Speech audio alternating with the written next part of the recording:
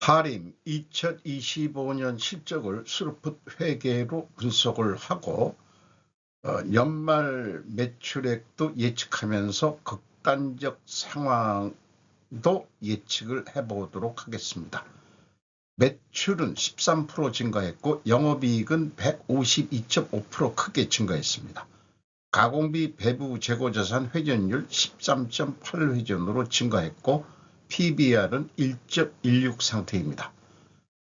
분석 결과 재고 생물자산 매출원가 회계 불투명하다고 말씀드리겠습니다. 구독, 좋아요 부탁드립니다. 하림에 대한 사업 개요입니다. 본사 주소가 전북 특별자치도로 되어 있네요. 익산시 망성면 망성로 14번지 홈페이지 구경해 봤습니다. 주된 사업은 양계 및 양계 가공업, 사료 제조업을 영위하고 있으며 동위탁 사육, 부화, 종계업, 농산, 수산, 축산 판매 사업과 기타로 식자재 유통, FS, 푸드 서비스 사업을 수행하고 있다. 사업 부분은 사료 부분, 사육 부분, 도계 및 제조, 육가공 부분으로 나눌 수 있으며 그 밖에 종속회사에서 사육 부분 중 원종계, 종계 사육 및 종란 생산과 육용 종란 생산, 중추 병아리의 육성을 일부 담당하고 있다고 소개를 하고 있습니다. 회사 앞에 동상이 닭을 이렇게 해놨네요. 먼저 주가를 말씀드리면 3,390원으로 1년 전보다 10.4% 상승했습니다. PBR은 1.16 상태인데 전년보다 2% 내려갔습니다. 5% 이상 주주 하림 지주가 57.37% 안수 이상을 차지하고 있고요. 이 하림의 최대 지주는 김홍국 씨로 21.1% 지분을 가지고 있습니다. 외국인은 9.4% 들어와 있습니다. 별로 관심이 없는 업종 9%면 관심이 있다고 봐야 될까요? 스루풋 회계 분석 결과입니다. 매출은 1조 3,926억 원으로 1년 전보다 12.9% 증가했습니다. 그런데 매출에 비례하는 매출 재료비는 9,477억 원으로 무려 42.6%가 크게 증가했습니다.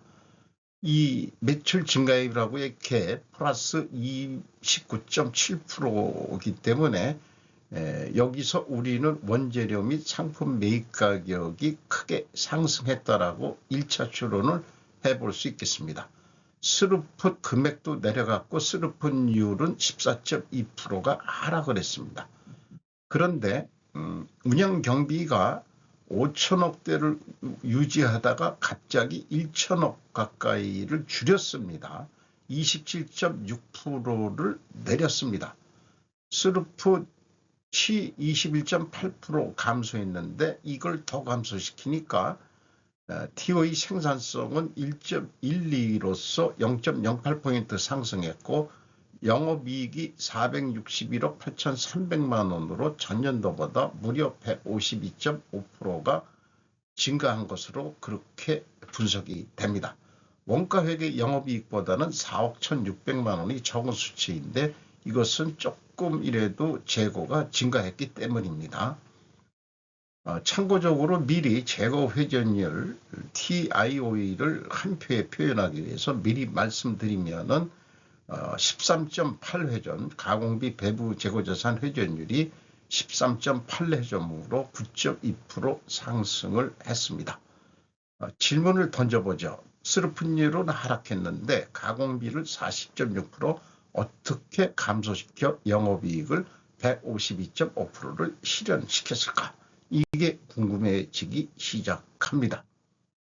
원가회계 영업손익은 2024년도에 영업에 금융 손실이 있어가지고 250억 적자였습니다.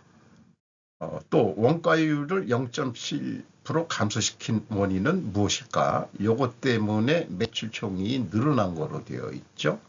판매관리비는 거꾸로 늘었어요. 그러면은 미리 말씀드리지만은 가공비를 줄였다는 얘기가 됩니다. 공장 가공비를. 그것으로 되어 있는데 그러면은 공장 가공비를 어떻게 줄였을까? 요것이 이제 궁금증을 유발하죠. 갑자기 1천억을 매출은 증가했는데 갑자기 가공비를 1천억을 줄였다? 그게 현실적으로 가능할 걸까요? 재고자산 내역입니다. 상품, 제품, 제공품 합쳐서 가공비, 배부, 재고자산 358억 8,900만 원, 전년도보다 62억 3,100만 원을 줄였습니다. 원재료도 크게 줄었네요. 567억 원이 줄었고 전체 재고자산은 238억 원을 줄였습니다. 참고적으로 하림은 생물자산을 운영하고 있는데 생산용 생물자산은 파는 게 여기서도 이제 노계가 되면은 팔아야 되겠죠. 소비용 생물자산이 이제 이게 제품으로 넘어가는 그런 게 되겠죠. 그래서 이것을 슬프 관점에서는 포괄 제공으로 인식을 해서 분석을 했습니다. 생물자산이 497억 원으로 전년도보다 83억 원이 증가를 했습니다. 그리고 2025년에 운영치 않았던 미착품이 407억이나 갑자기 설정이 됐습니다. 이게 무슨 수입품이 있다는 얘기인지 미착품이 요거를 쭉 운영을 안 했거든요. 그러면 이제 제대로 하겠다는 얘기인지 그걸 좀 궁금해지네요. 비용의 성격적 분류 분석 내용입니다. 회사는 제품과 제공품의 감소라고 해서 상품은 빼고 118억 8,200만 원, 요게 재고가 감소했다는 뜻이고요. 원재료 사용액 7,913억 원, 상품 매출원가, 요건 이제 상품 출고량이니까 A에는 안 들어갑니다. 상품 매출원가로 표시하면은 1,440억 원, 상품 비중도 작지가 않습니다. 그래서 ABC를 더한 MC 매출원가 재료비는 9,472억 원으로 전년보다 43.3%가 크게 증가했습니다. 운영경비는 27.6%를 크게 줄였습니다. 운영경비 3,987억 원에서 판매관리비 1,645억 원을 뺀 2,342억 원이 공장 가공비가 되는데 전년도에는 3,946억 원이 1,500억 가량이나 감소를 시켰어요. 40.6%. 어떻게 이렇게 감소를 시킬 수 있는 건가? 이렇게만 감소를 시킬 수 있는 그 마법이 있다면은 누구든지 장사를 할 수 있겠죠. 운영경비를 어떻게 줄였을까? 가공비를. 그래서 생산 재료 비율이 80.2% 증가한 것으로 됩니다. 여기서도 우리는 원재료 및 상품 매입 가격이 상승했다고 2차 추론을 해볼 수 있겠습니다. 일반적으로 두 자리 숫자가 이렇게 급변하는 경우는 드뭅니다. 그래서 2025년도에 급변한 사태가 무엇일까? 이것이 이게 이번 분석의 골자일 것 같습니다. 나중에 허망함만 드러나지만요. 그래서 재고자산의 증감 내역을 검증을 해보면은 2024년, 2023년은 맞아떨어집니다. 생물자산의 증감액까지 해주면은 맞아떨어지는데 2025년도에는 42억 5,600만 원 차이가 나는데 이것을 도저히 합리적으로 추적할 근거는 찾지를 못했고 주석 어디에도 추적할 만한 단서를 찾지를 못했습니다. 참고적으로 생물자산의 증감액을 말씀드리면은 갭이 이것도 너무가 큽니다. 현금 흐름표에 분명히 현금이 31억 8,500만 원 들어왔다고 했는데 그러면 생물자산이 재무상태표에서는 줄어야 되는데 거꾸로 증가했어요. 115억 1,500만 원. 이것이 감가상각비냐? 생물자산은 감가상각을 해요. 평가가 아니고. 닭도 오래 살다 보면 감가상각을 하는 모양이죠.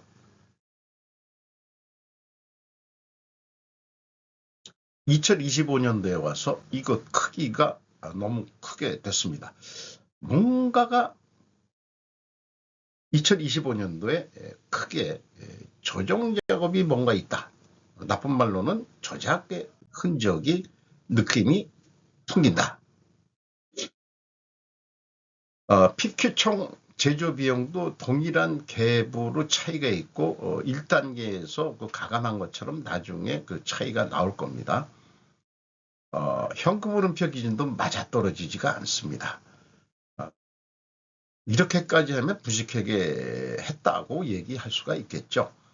현금 흐름표상 현금식으로 읽으면 현금이 182억 원이 들어왔다면 그만큼 재고가 감소해야 되는데 238억 원이나 감소했어요. 그렇게 56억 8,300만 원의 그 재고자산이 어딘가 없어졌다. 어디로 없어졌냐? 재고자산 평가 손실을 빼주더라도 그 차이는 48억 3,300만 원 크게 차이가 납니다. 과거 2년 동안은 뭐 잔잔하게 봐줄 만한 손으로 차이가 나는데 진짜 실무를 제가 한다고 한다면은 이 파고들고 싶은 그런 욕구가 있네요. 은퇴해가지고 그런 일을 받을 수 있을지는 전혀 모르겠습니다만은 어쨌든 그 원가회계하고 영업이익 차이는 검증이 됩니다. 가공비 배부 재고자산은 증가액에서 가공 비율을 곱하면은 그 차액이 검증이 됩니다.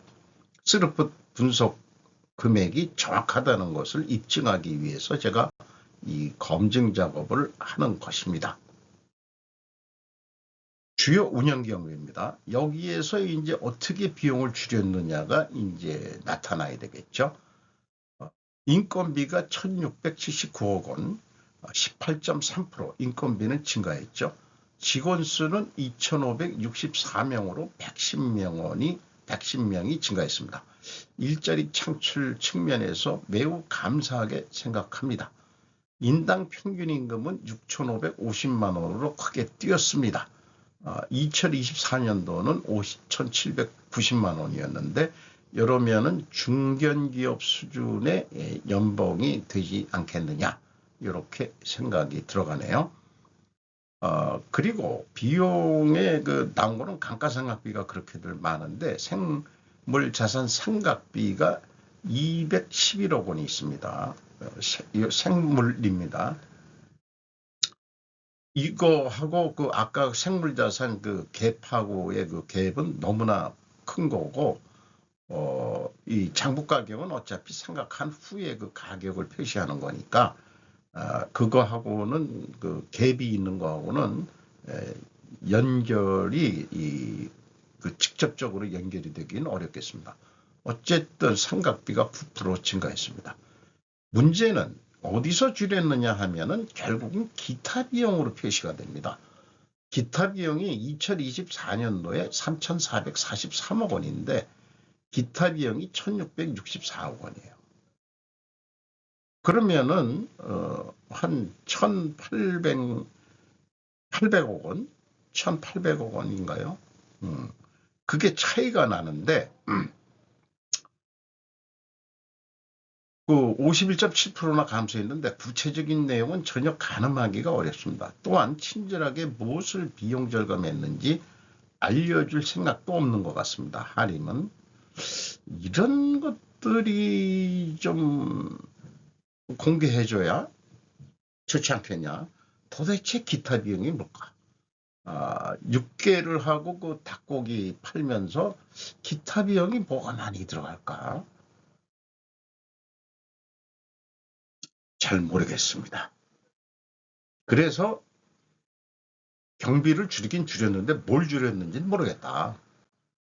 허망한 기분이 들어가죠. 어쨌든 재고 회전율은 상승했고 스루픈율은 떨어졌으면 역방향 분식회계 개연성 가정을 세웁니다.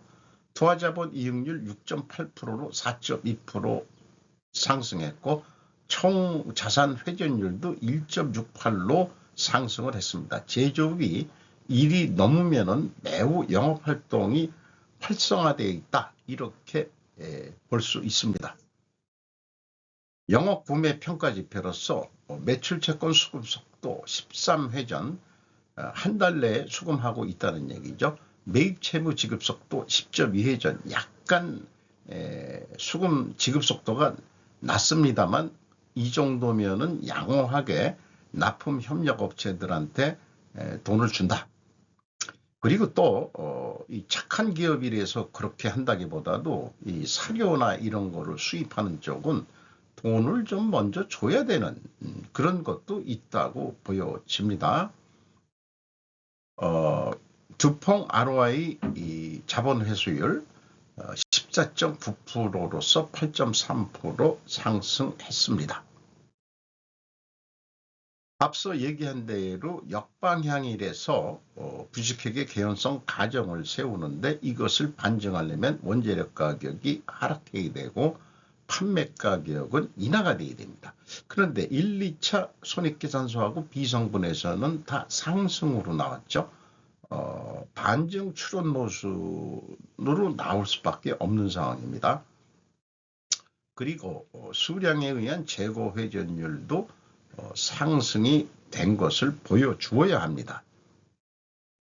원재료 가격이 하락했냐? 올랐죠? 단순 평균은 1.5%인데 요거를 그 매입 금액이 있어가지고 가중 평균을 해봤습니다. 5.1% 상승했습니다. 그리고 제품 가격도 이 가중 평균을 할 수 있었는데 여기 안 보이네요. 그 16.6% 올랐는데 가중 평균 하면은 한 2몇 프로 요 뒤에 가서 말씀드리겠습니다.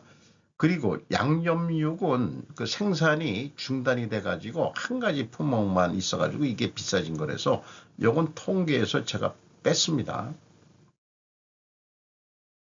그래서 어떻게 됐느냐? 부식회계 개연성 가정을 했는데 반증을 하려면 원재료 및 상품 매입 가격이 하락해야 되고 원재료 판매 가격은 하락해야 되는데 원재료 가격이 상승했죠. 그리고 판매 가격도 상승을 했습니다. 원재료 가격이 5.1% 상승했는데 판매 가격은 2.8% 상승을 했으니까 어쨌든 상대적으로는 하락했다. 요거 하나는 판매 가격 하락은 억지로 인정을 해주더라도 원재료 가격에 대해서는 전혀 다른 결과이기 때문에 반증은 실패입니다. 따라서 저의 분식회계 개연성 가정 이론은 반증이 되기 전까지는 유효한 이론이 되겠습니다. 현금 흐름 재무지표 1번 EAT 세후 현금 순이익 1315억 원을 벌었습니다. 이 두 번째 영업활동으로 유입된 현금 1712억 원이 되겠습니다. 최종 1035억 원의 현금을 벌었다고 볼 수 있습니다. 비유동자산은 투자한 게 없고요. 감가상각에 비해서 오히려 줄어든 것밖에 없습니다. 자유현금 흐름 채권자한테 703억 원을 갚았습니다. 돈을 벌어서. 그래서 이자부채 레버리지율이 54.2%로 내려갔습니다만은 경영권 방어선은 50%거든요. 요 정도면은 채권자들이 경영권을 뺏으려고 하지는 않을 거예요. 그러나 이제 경영 간섭을 좀 많이 받는다고 할 수 있겠죠. 그래서 쓸데없는 돈을 당신들 어디 쓰고 있는 거 아니야? 라고 그 금융 부분에서 그렇게 얘기했을까요? 아마 그 지자체 정치연금이라든지 이런 데를 다른 계정 과목으로 비용 처리한 거를 줄인 거 아닌가? 요거는 소설입니다. 이익 배당 그래서 없었죠. 그렇게 빚을 갚다 보니까 전년도에는 0.5% 이익 배당이 있었습니다.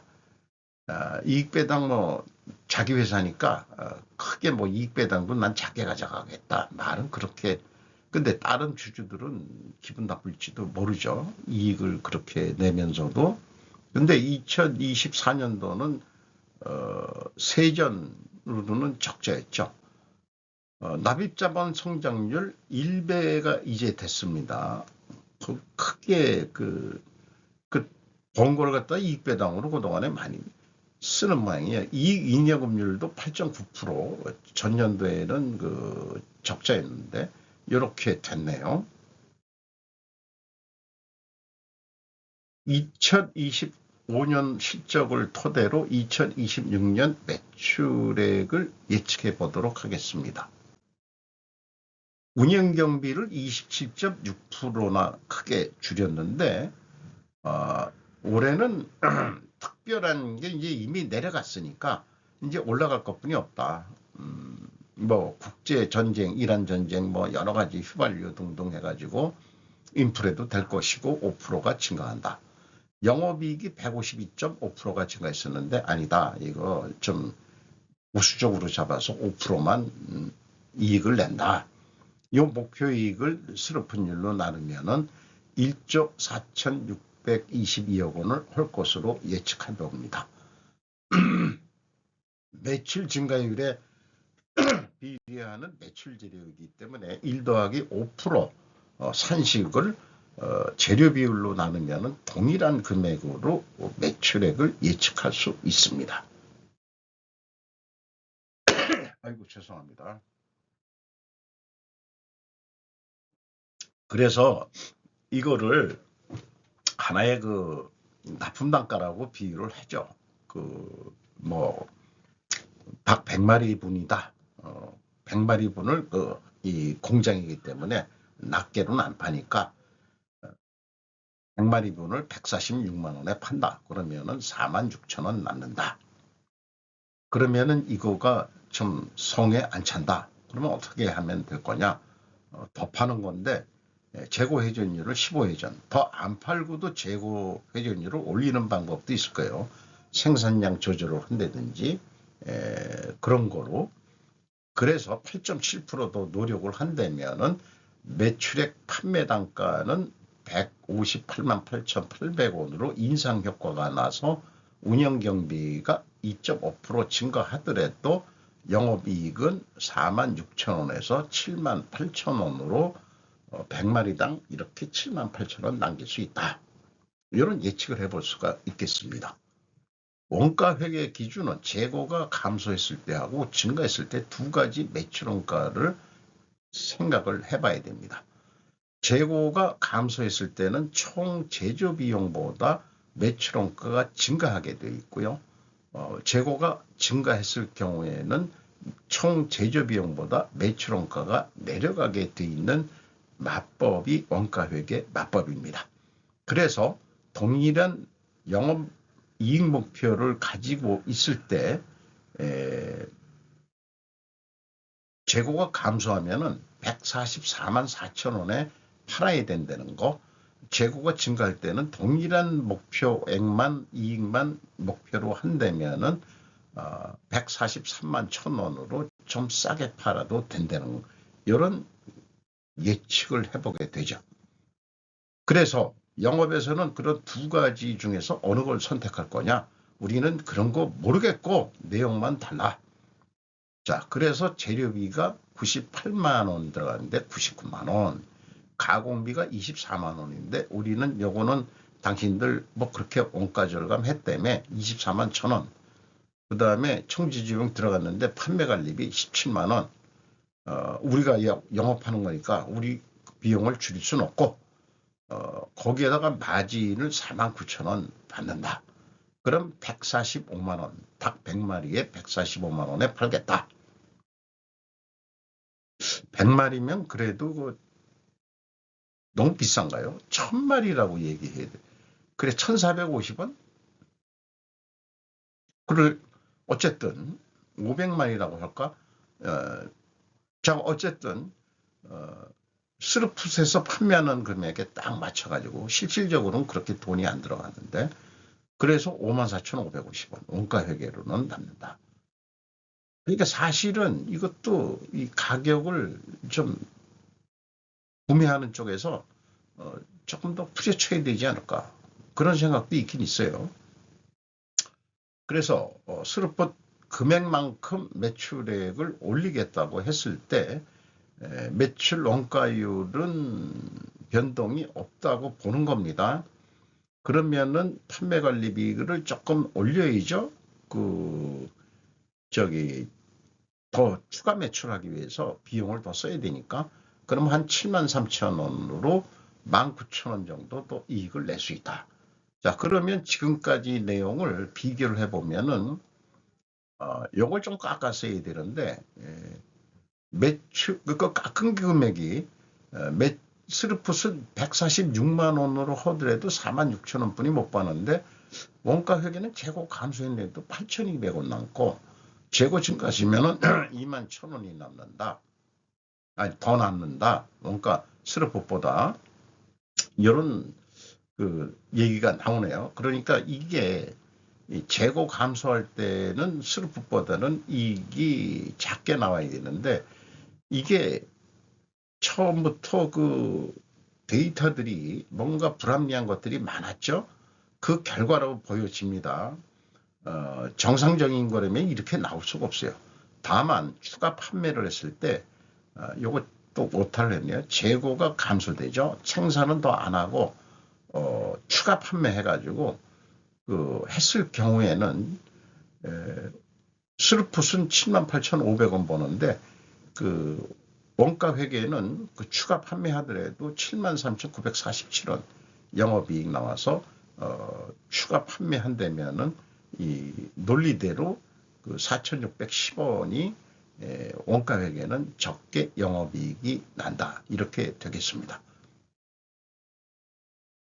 이 재고 감소 시 145만 원에 했는데도 남는다는 거는 이론상으로는 이렇게 나오면 안 되는데 아까 말씀드린 대로 다 숫자 데이터들이 생물성 자산도 뭐가 차이가 큰 있었죠. 재고 자산도 차이가 있었죠.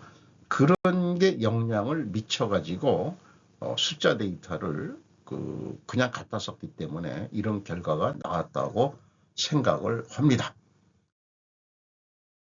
그런데 이 대목에서 제가 극단적인 거를 곰곰이 그동안에 좀 연구했다고 볼 수 있어요. 연구라는 표현을 써보는데 극단 상황이라는 게 있을 수 있습니다. 수입이 고정된 극단 상황에서는 생산을 감소시킨다는 것은 현금을 아껴야 한다는 논리는 상식적이 될 것입니다. 생산을 증가시킨다는 것은 현금을 낭비한다는 것으로 인식을 바꿔야 한다고 저는 봅니다.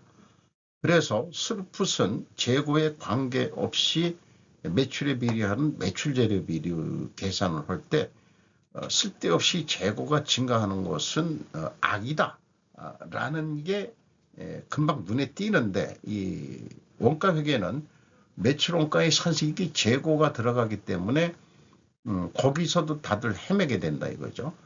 그래서 매출액 불변입니다. 생산을 감소했을 때 2026년도 전망할 때 총 제조 비용이 122만 3,282억 원인데 아니 2원인데 여기에서 매출 원가는 122만 7,561억 원이었습니다. 생산을 5% 감소시킨다. 그러면은 매출 원가가 줄어듭니다. 총 제조 비용 자체가 줄어들어 버리니까 116만 6,183원. 돈을 그만큼 안 썼다는 얘기죠. 재료비 줄였죠.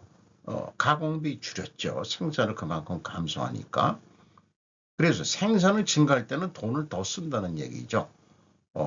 그러면은 그 생산을 증가하면은 그 매출원가가 128만 원이 됩니다. 그러면은 이걸 매출해서 손익계산을 해보면은 145만 원에 팔았잖아요. 그러면은 생산을 감소하면은 11만 5,928원이 남습니다. 생산을 증가했을 때는 1,730원 남지가 않습니다. 요거를 국가 재정에 비유한다면은 생산 감소를 시키는 것은 건전 재정인 거죠. 쓸데없는 돈 안 쓰고 선거를 앞두고서 뭐 국민지원금이다 무슨 있다 있고 안 하는 거죠.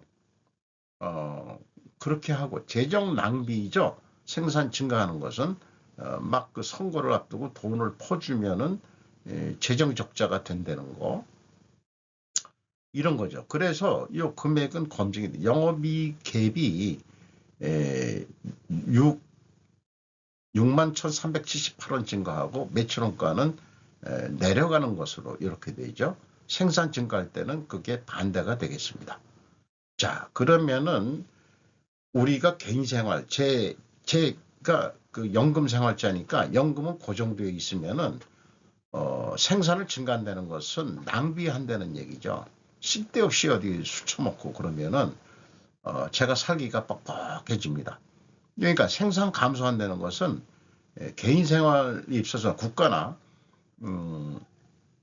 낭비적인 요소를 안 쓰고 식생활에만 주로 쓰고 꼭 필요한 부분만 쓰고 그렇게 해야 이 국제 이 경제나 경제 상황이 안 좋은 상태에서 그 생존할 수 있는 그런 것이 낭비 제거를 해야 되는 거겠죠.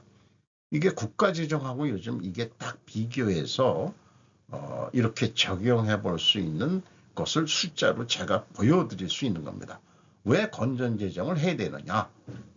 이런 것들을 개인 생활과 국가 다 조직 이게 다 마찬가지로 다 적용이 된다고 할 수 있겠습니다. 거기다가 덤핑질은 하지 말자. 만약 판매 가격을 10% 줄인다면은 10% 한다면은 매출액이 145만 원짜리가 103만 5천 원에 팔겠다는 얘기 아니에요? 단가로만 생각해 보자는 얘기예요. 그래 매출원가 있죠. 이거는 변동되는 게 없습니다. 그러면 그 여기 그 저기 그 매출원가는 요거에 의해서 덤핑해서 그 10% 덤핑했으면 10%가 그 더 팔린다는 그런 가정입니다.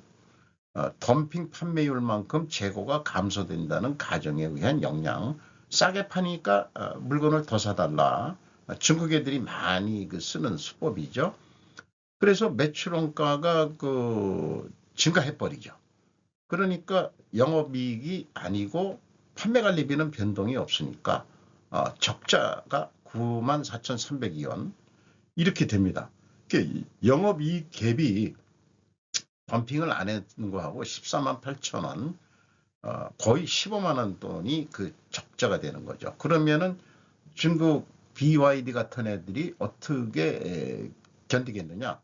중국 공산당의 정부 보조금으로 버티고 있는 거죠. 우리가 걔네들이 언제까지 이거를 해낼 수 있을지 저는 망하기를 바람하지 않습니다. 제닛 앨런 언니가 중국까지 찾아가가지고 과잉 생산하지 마시고 덤핑하지 마세요 부탁을 했는데도 시진핑 어한테 말을 안 듣고 있죠. 네, 그래서 전쟁이 일어날 겁니다. 요 자료들은 다 그 스루프 퇴계가 왜 필요한지에 대한 템플릿 자료들입니다. 정보 시스템과의 비유한 또 논리적인 글이고요. 집중 개선 5단계를 통해 가지고 재고 회전율을 올리라는 메시지를 지속적으로 드리는 거고요. 물류 자동화를 추진을 하려는 것까지 포함해서 제약이론 편집증 환자로서 비유를 해 본 거고요. 전산 정보 시스템으로 로스차일드 여사가 원가 회계를 쓰레기통에 버리자고 주창해 주기를 바라는 의미, ESG 이것도 걔네들이 권력을 잡아가는 그런 거기 때문에 이게 잘못됐습니다. 그러니까 이 로스차일드 여사가 반성을 하시고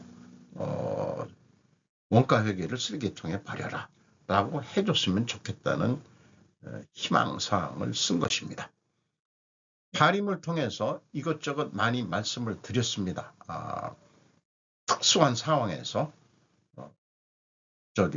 수치적으로 제시할 수 있는 그런 거를 알고리즘을 만들어서 분석을 해봤습니다. 오늘도 좋은 하루 되시기 바랍니다. 굿나잇.